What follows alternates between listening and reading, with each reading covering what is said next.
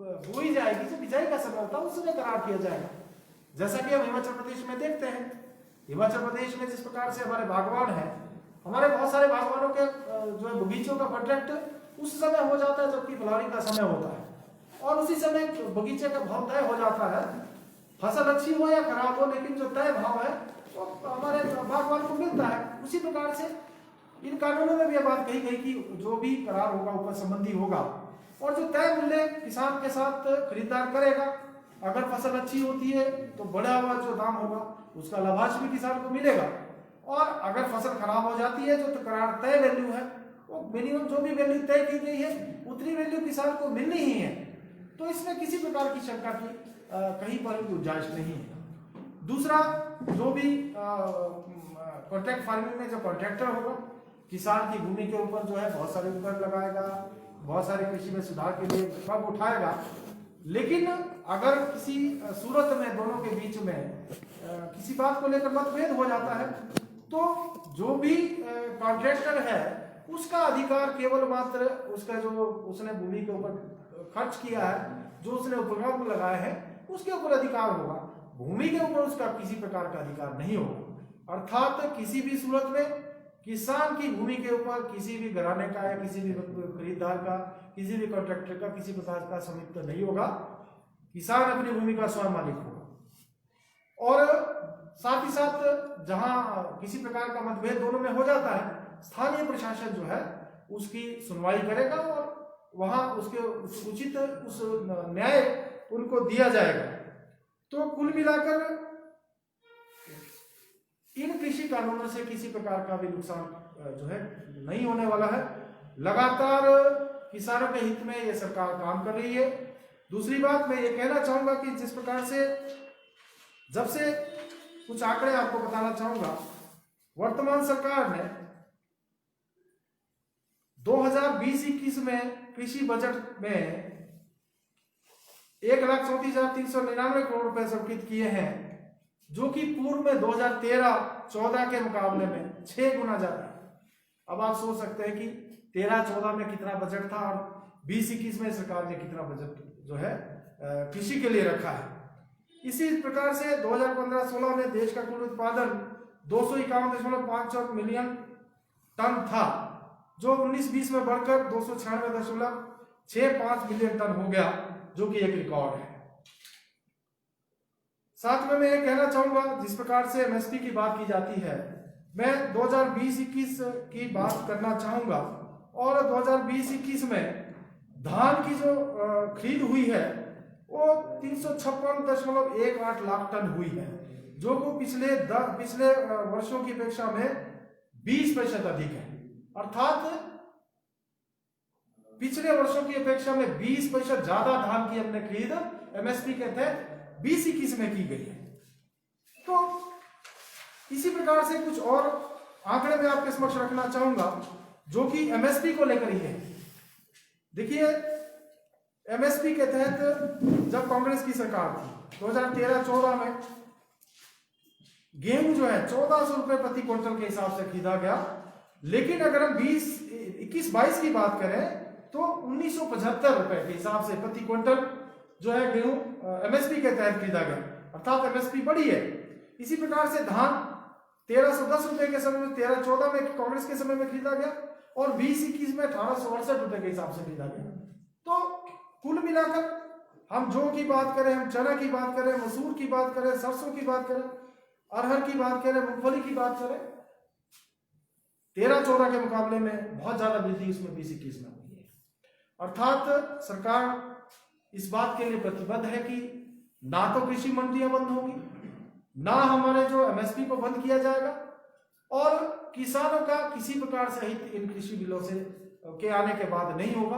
किसान जो है उनको स्वतंत्रता होगी, पूर्ण रूप से स्वतंत्रता होगी कि उन्होंने अपने हित देखते हुए जहां पर उन्हें अधिक लाभ उनको मिले वहां पर अपनी फसल को बेच सकते हैं, अपने उत्पादन को बेच सकते हैं। तो कुल मिलाकर ये जो कृषि कानून बने हैं इस देश के किसानों के हक में है और किसानों की आय में निश्चित रूप से वृद्धि करेंगे। उस दृष्टि से केंद्र सरकार ने बहुत महत्वपूर्ण फैसला लिया है। आज कुछ राजनीतिक दल किसानों को भ्रमित करने का प्रयास कर रहे हैं। और उनका जो इसके पीछे जो मुख्य लक्ष्य है, उनका उद्देश्य यही है कि जो उनकी जमीन खिसक रही है उसको पुनः प्राप्त करना है। जो स्थिति आज कांग्रेस की है और अन्य जो चाहे वो सीपीआई सीपीएम की बात करें या दूसरे दलों की हम बात करें, तो आज उनकी स्थिति क्या पूरे देश भर में, और कांग्रेस पार्टी की तो आज हालत यह है कि एक क्षेत्रीय दल से भी नीचे उनकी स्थिति आज इस देश में बनी हुई है। तो कहीं ना कहीं वो अपनी केवल राजनीति को बचाने के लिए अपना इस प्रकार के किसानों का उपयोग करके, उनको भ्रमित करके, उनके अंदर इस प्रकार की भावना पैदा करके जो है किसानों को बरगला रहे हैं और कहीं ना कहीं किसानों का उपयोग करके अपनी राजनीति करने का प्रयास कर रहे हैं, जो कि बहुत ही दुर्भाग्यपूर्ण है। भारतीय जनता पार्टी किसानों के हक में है और आगे भी किसानों के हक में निर्णय लेती रहेगी, ताकि इस देश का किसान जो आर्थिक रूप से समृद्ध बने और हमारा देश भी आर्थिक दृष्टि से आगे बढ़े। इतनी बात मुझे आपसे करनी थी। बहुत बहुत धन्यवाद।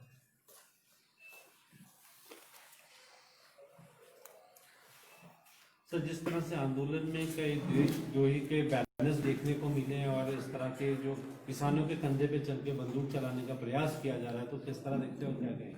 देखिए, जैसा आपने कहा कि आज आंदोलन करने में किसान नहीं रह गए हैं, वहाँ राजनीतिक पार्टी आंदोलन कर रही है और सबके अपने अपने राजनीतिक हित है। जैसा आपने देखा कि आज राजनीतिक पार्टियां अपने बैनर लगा के, अपने झंडे लगाकर वहां पर डटे हुए हैं, तो निश्चित रूप से किसानों के कंधे के ऊपर बंदूक रखकर जो है किसानों का उपयोग इस दिशा में किया जा रहा है, जो कि बहुत ही निंदनीय मैं कहना चाहूँगा, बंदूकी बात। एक्चुअल में जिस तरह से किसान आंदोलन चल रहा है, क्यों जो है सरकार किसानों को समझा नहीं पा रही है, और क्या ऐसी स्थिति आती है जिस तरह से किसान जो है इस बिलों को वापस लेने की मांग कर रहे हैं? आप भी सांसद हैं, तो क्या इस तरह का हो सकता है? इस तरह की कोई बात आ रही है सामने? लगातार ये बात कही है कि इन जो कृषि बिल है, अगर कहीं पर इसमें सुधार के लिए आप कोई सुझाव देना चाहते हैं, आप सुझाव दें और सरकार उन सुझाव को देखेगी, लेकिन किसी प्रकार से भी उनको वापस नहीं लिया जाएगा, क्योंकि ये किसानों के हक में है। लेकिन जैसा मैं कह रहा हूँ कि राजनीतिक पार्टियां राजनीति करने का प्रयास कर रहे हैं और किसानों को भ्रमित करने का काम कर रहे हैं, तो और राजनीतिक पार्टियां अपना हित साधने में लगी हुई है, जो कि दुर्भाग्य की बात है। तो बीजेपी क्यों नहीं समझा पा रही किसानों को? देखिए, बीजेपी लगातार किसानों के साथ वार्ता कर रही है और ये प्रयास किया जा रहा है कि किसान इस बात को समझे कि बिल कहीं पर भी उनके हित में नहीं है, उनको इसका फायदा आने वाले समय में पता चलेगा। तो निश्चित रूप से जो है बिल है, तो कहीं पर भी किसानों को उनको किसी प्रकार का हानि बचाने का काम नहीं करेंगे। उनको स्वतंत्रता दी गई है इन कानूनों के माध्यम से, ताकि वो स्वतंत्र रूप से अपनी फसल को कहीं पर भी बेचे, किसी भी कोने में बेचे, या कहीं का भी व्यक्ति आकर किसी भी क्षेत्र में कृषि उपज को खरीद सकता है। अगर पंचायती राज चुनाव जो है 2-4 दिन में हो सकता है, उसकी नोटिफिकेशन हो जाए, अधिसूचना जारी हो जाए, कितनी तैयार है बीजेपी, और किस तरह से आप जो है लोगों के बीच जाएंगे और अपने पक्ष में वोटिंग की अपील करेंगे? देखिए, भारतीय जनता पार्टी पंचायती राज चुनाव को लेकर पूर्ण रूप से तैयार है। हमारा ये प्रयास रहेगा कि ज्यादा से ज्यादा हमारी विचारधारा के लोग इन चुनाव में जीत कर आए, उसमें चाहे जिला परिषद की बात है, चाहे पंचायत समिति की बात है, चाहे हमारे प्रधान उपप्रधान और दूसरे लोग हैं। निश्चित रूप से बहुत महत्वपूर्ण हमारे लिए है और हमारी पार्टी और हमारी सरकार दोनों बेहतर तालमेल के साथ इन चुनाव को एक चुनौती के रूप में लेते हुए आगे बढ़ रहे हैं। हम निश्चित रूप से जिस प्रकार से हमारा संगठन कार्य कर रहा है, आज प्रदेश से लेकर पन्नापुर तक जो है हमारा संगठन ने बहुत अच्छे ढंग से काम किया है। आम कार्यकर्ता के साथ हम जुड़ने में कामयाब हुए हैं। चाहे कोरोना से पहले की बात है, कोविड काल में भी हमारे संगठन ने बहुत अच्छे ढंग से काम किया है।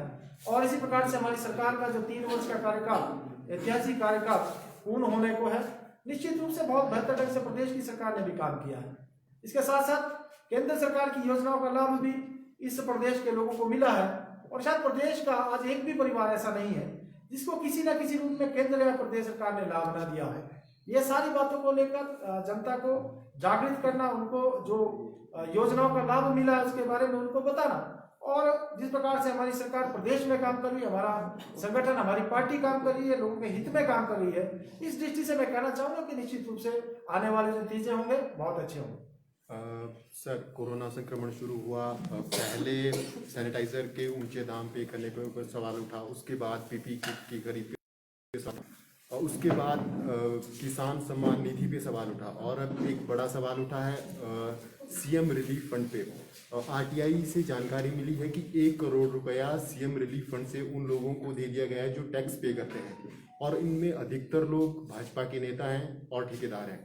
लगातार करप्शन के सवाल जयराम सरकार पर उठ रहे हैं। देखिए, जहाँ तक आपने बात सीएम रिलीफ फंड की, मुझे इस बात की जानकारी नहीं है।